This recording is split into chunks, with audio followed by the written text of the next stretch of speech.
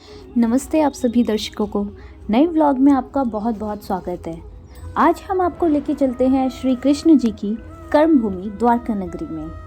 द्वारका गुजरात में गोमती नदी और अरब सागर के तट पर स्थित एक शहर है। हिंदू धर्म की मान्यता के अनुसार यह और ज़्यादा इम्पोर्टेंस रखता है क्योंकि 4 धामों में से एक धाम यहीं पर स्थित है। हमारे भारत में जो मुख्य 4 धाम हैं उनमें से एक द्वारकाधीश मंदिर है और बाकी 3 धाम बद्रीनाथ जी जो उत्तराखंड में है, जगन्नाथपुरी धाम जो उड़ीसा में है और रामेश्वरम जो तमिलनाडु में है।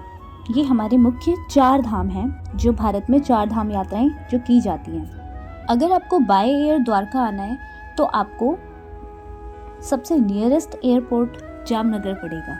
वहाँ से द्वारका 110 किलोमीटर के डिस्टेंस पे है। और अगर आप बाय ट्रेन आते हैं तो आपको 2-3 जो मेन स्टेशंस हैं जैसे अहमदाबाद हो गया, वहाँ से द्वारका के लिए काफ़ी ट्रेन्स मिल जाएंगी।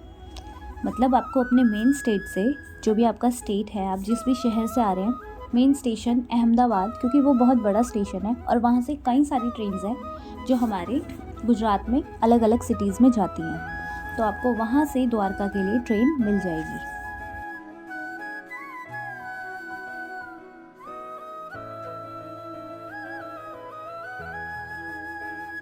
तो फाइनली हम लोग भी पहुंच चुके थे द्वारका और ये देखिए हमारे कमरे से बाहर का व्यू कितना सुंदर। यहाँ पे गोमती नदी और जो अरब सागर है उसका यहाँ पे संगम है। यहाँ ये घाट है, इसको गोमती घाट कहा जाता है। ये हमारा रूम है जो अभी बहुत मैसी किया हुआ है और इतना अच्छा व्यू यहाँ सामने, इतना अच्छा व्यू है सामने। अभी हम यहाँ का लोकल टूर करेंगे पहले, उसके बाद द्वारकाधीश आके उधर दर्शन करेंगे।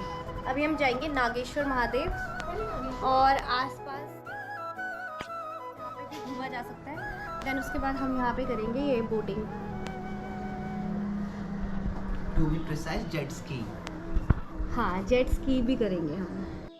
तो अब आसपास की जगह घूमने के लिए हमने वहाँ से बुक किया एक ऑटो। आप ऑटो की जगह गाड़ी भी बुक कर सकते हैं जो आपको आसपास की जितनी भी लोकल जगह है वहाँ पे घुमाएगा और वापस आपके होटल में लेके आ जाएगा। अभी हम हैं रुक्मणी मंदिर और अभी हमने इधर दर्शन कर लिए हैं। रुक्मणी मंदिर है ये, मैं आपको भी दिखा दूँगी। यह मंदिर श्री कृष्ण जी की प्रमुख पत्नी रुक्मणी जी को, यानी माता लक्ष्मी के अवतार इनको माना जाता है, उनको समर्पित है।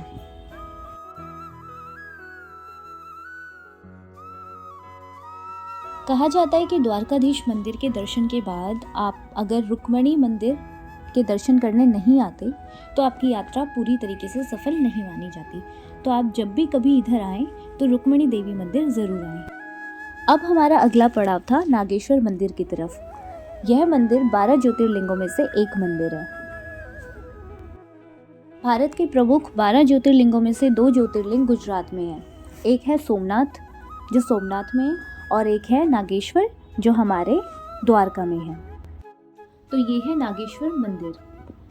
मंदिर के अंदर फ़ोन ले जाना अलाउड था, तो मैंने थोड़ी बहुत वीडियोग्राफी भी कर ली थी।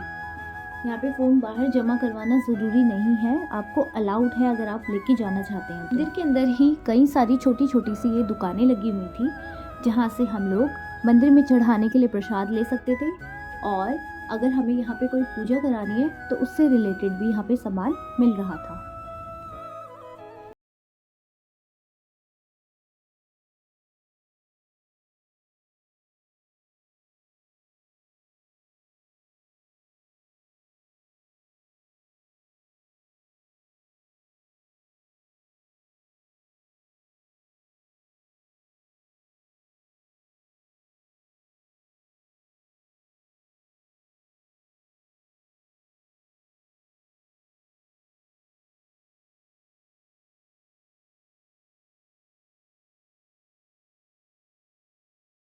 के दर्शन हमारे बहुत अच्छे हुए। उसके बाद हम मंदिर से बाहर आके मंदिर की चारों तरफ हम थोड़ा घूम के आए इधर क्या क्या, और मंदिर में हमने पुजारी जी से टीका भी लगवाया।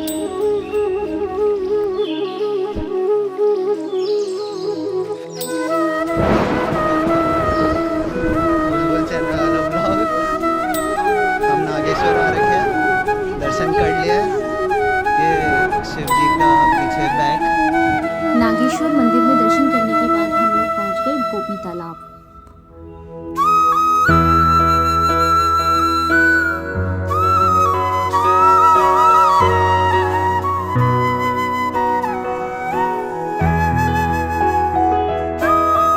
यही वो तालाब है जहाँ पे श्री कृष्ण गोपियों संग रास रचाते थे। गोपी तालाब में दर्शन करने के बाद हम लोग निकले भेंट द्वारका के लिए। भेंट द्वारका एक आइलैंड है और कहा जाता है श्री कृष्ण जी अपने परिवार के साथ यहीं रहा करते थे। इस जगह का नाम भेंट द्वारका इसलिए पड़ा क्योंकि ऐसा कहानियों में कहा जाता है कि भेंट होते और सुदामा जी ने श्री कृष्ण जी को यह उपहार में लिए हमने बैठ चुके हैं हम लोग बोट पे।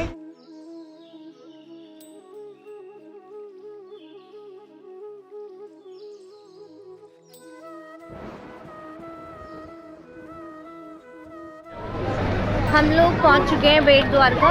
यहाँ पे ये आइलैंड है और यहाँ 3 मंदिर है, एक हनुमान जी का, एक माता का और एक द्वारकाधीश जैसा ही एक द्वारकाधीश है।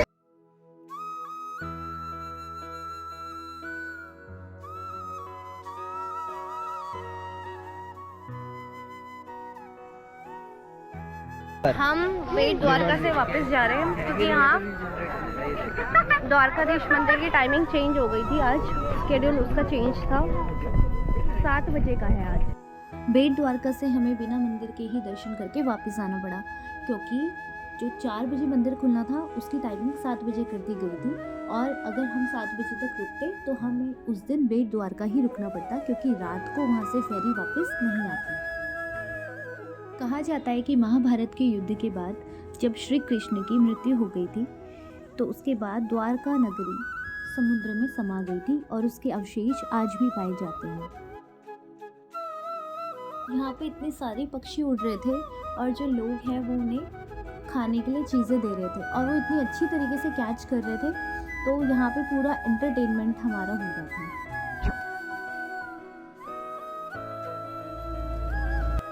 बेट द्वारका से होके हम लोग गए द्वारकाधीश मंदिर में दर्शन करने के लिए।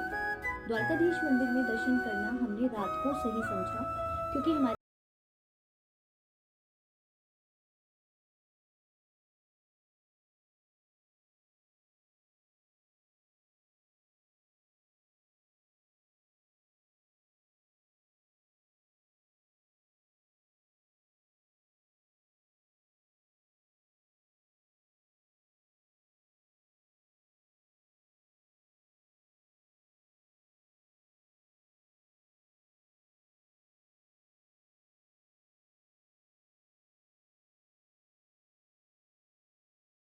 मार्केट एक्सप्लोर की।